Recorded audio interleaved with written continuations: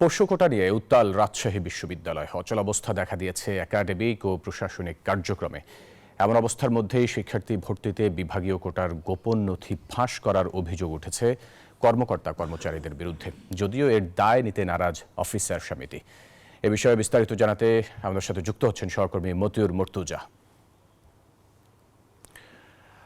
মর্তুজা, একে তো পোষ্য কোটা নিয়ে আন্দোলনে উত্তাল রাজশাহী বিশ্ববিদ্যালয়ের মধ্যে নথি ফাঁস, সবকিছু মিলে বিশ্ববিদ্যালয়ের পরিস্থিতি এখন কেমন দেখছেন, আর সংকট সমাধানে কোনো ইঙ্গিত দেখছেন কিনা?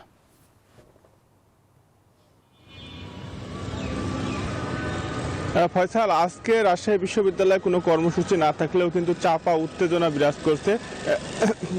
যারা কর্মকর্তা কর্মচারীরা রয়েছেন তারা আন্দোলন করলেও প্রশাসনের পক্ষ থেকে কোনো আশ্বাস না পাওয়ায় তারা আজকে সকাল 11টায় তারা আবারও আলোচনায় বসবেন পরবর্তী কর্মসূচি নির্ধারণের জন্য। আর গতকালকে কিছু শিক্ষার্থীর ভর্তি সংক্রান্ত গোপন নথি ফাঁস হওয়ার জেরেও কিন্তু শিক্ষার্থীরা আন্দোলনের আলটিমেটাম দিয়ে রেখেছেন। তারা জানিয়েছেন যে এর সাথে জড়িতদের বিরুদ্ধে আইনি ব্যবস্থা নেওয়া হবে এবং প্রশাসনের পক্ষ থেকেও বলা হয়েছে যে কারা এর সাথে জড়িত রয়েছেন সে বিষয়ে তারা তদন্ত করবেন, তদন্ত করে ব্যবস্থা নেবেন। আর কর্মকর্তা কর্মচারী সমিতির সভাপতি যারা নেতৃবৃন্দ রয়েছেন তাদের সাথে আমরা কথা বলেছি। তারা জানিয়েছেন যে আলোচনার পরই তারা সিদ্ধান্ত জানাবেন এবং তাদের দাবি আদায় না হলে আরও কঠোর কর্মসূচিতে যাবেন। তবে বিশ্ববিদ্যালয় প্রশাসন বলছে পোষ্য কোটা পুনর্বহালের কোনো সুযোগ নেই।